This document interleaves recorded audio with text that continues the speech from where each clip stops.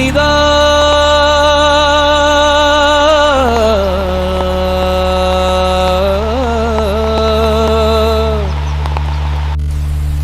மழை உன் நண்பன்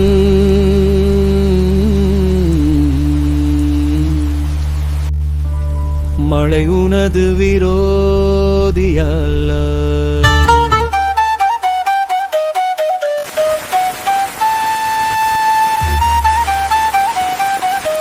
மனிதா உன் தீராத பேராசையினால் மழை உன் விரோதி போல் சித்தரிக்கப்பட்டு விட்டது. நன்கு புரிந்து கொள் மனிதா மனிதா மனிதா,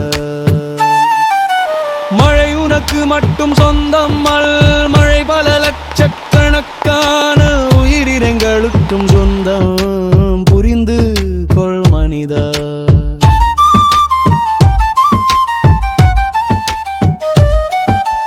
இயற்கையை நேசி,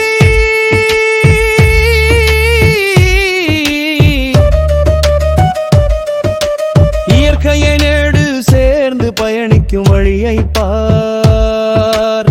இயற்கையை போற்றி போற்றி பழிடு,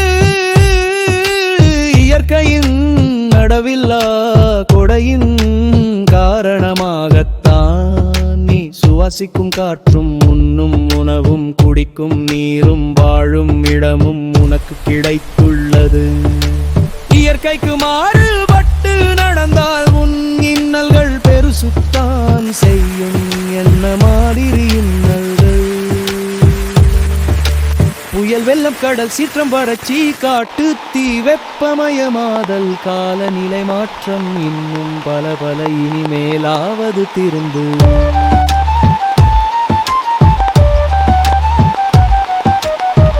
இயற்கை தத்துவத்தை புரிந்து கொண்டு அதன் வழியில் உன் பயணத்தை சீரமைத்துக் கொள். Pray with nature.